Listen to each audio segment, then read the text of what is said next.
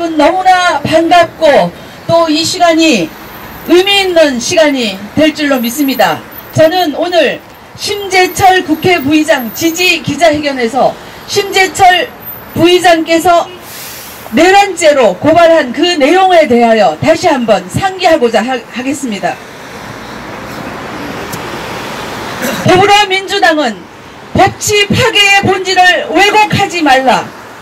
더불어민주당은 심재철 의원에 대한 위협을 중단하고 법치 파괴에 대한 국민들의 준엄한 지적을 겸허히 받아들여라.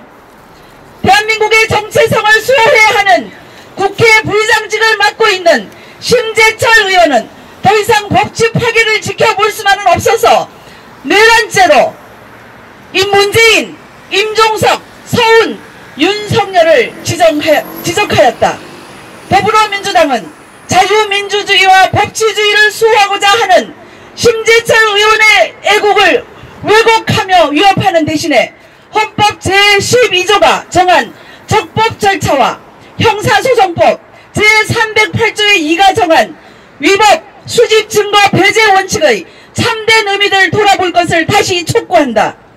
더불어민주당은 적법 절차로의 회복을 요구하는 심재철 의원의 진정한 의사를 탄핵 불복이라거나 대선 불복으로 왜곡하지 말라. 더불어민주당은 내란죄는 국토를 참전하거나 국헌을 문란시킬 목적으로 폭동을 일으킨 죄 형법 제87조임을 말하고 있다.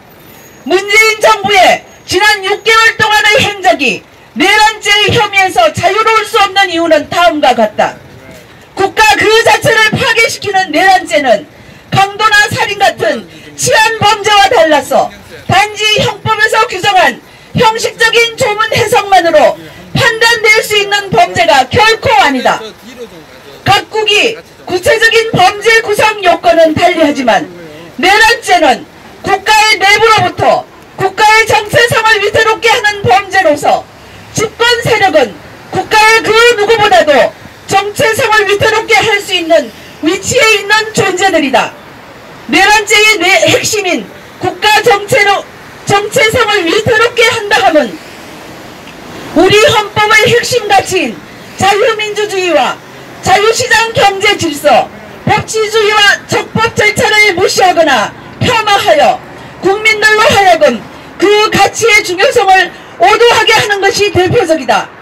헌법 가치를 무시하여 국가 정체성을 위태롭게 하는 것이 바로 국헌문란, 즉 국가 헌법 질서를 어지럽히는 것이다. 더불어민주당과 청와대가 자유민주주의와 자유시장 경제 질서를 위태롭게 한다고 하면 지난 집권 6개월 동안에 전개된 일련의 과정에서 두드러지고 있다. 법치 파괴의 대표적인 사례는 훈령이나 규칙에 의해 사후에 창설된 특정한 성향의 민간인이 주축이 된 적폐청산위원회가 함부로 헌법기구나 법률기구의 비밀 창고를 마음껏 뒤지는 것에서 이미 잘 나타나고 있다. 더불어민주당의 반론은 국헌문란에 대한 논란은 인정하면서도 그렇지만 문재인 정부는 각종 위원회를 통해서 작업을 하기 때문에 법이 정한 폭동이 없으므로 내란죄가 성립될 수 없다는 공색한 변명을 하고 있다. 그러나 눈부신 과학기술 통신수단의 발달과 사이버 공간의 등장은 물리적인 폭동이 아니라 소위 기능적인 폭동으로도 국가 질서를 마비시키는 것이 매우 쉬운 상황이 되었다. 따라서 오프라인 상에서의 무장 반란이 아니라 소위 이념적 홍위병 등이 매우 세련된 모습으로 냉전 시대보다 훨씬 더 강력한 폭동을 야기할 수 있는 것이 변모된 현재의 국가안보의 현실이고 각국이 두려워하는 폭동이다. 심재철 의원이 조사한 바에 의하면 국가안보 선진국인 미국은 선동과 거짓은 물론이고 국가안보에 대해 맥 빠지는 말 그리고 어떤 불법 수단을 동원한 무정부주의 시도도 심지어 미국 연방대법원은 청중들에게 2시간 동안 징집 또는 입대를 방해하는 연설을 한 것이 나라가 외국 세력에 대항하여 자기를 방어하려고 하고 있을 때 국가의 손에서 무기를 빼앗아 버리려 하는 경솔한 언동이라는 이유로 반역죄 징역 10년을 선고한 바도 있다. 또한 국가안보 환경의 변화에 따라서 국가안보국의 기밀을 위키리스크에 누설했다는 이유로 미 연방수사국 FBI는 에드워드 스노든을 간첩죄로 기소했다. 심재철 의원의 판단으로는 현 정부의 적폐청산 TF의 활동 내용이 관점에 따라서는 국가반란의 간첩죄로 기소된 스노든의 그것과 크게 다를 바가 없다고 보인다. 현 정부가 이념을 기준으로 적폐청산이라는 미명으로 여러 행정부처에 과거 사실 진상조사위원회를 설치하여 실질적으로는 조사가 아니라 수사를 하고 있고 검찰에 청부 수사를 내리는 것은 명백한 헌법질서 문란의 외형적인 모습이다. 다시 한번 강조한다.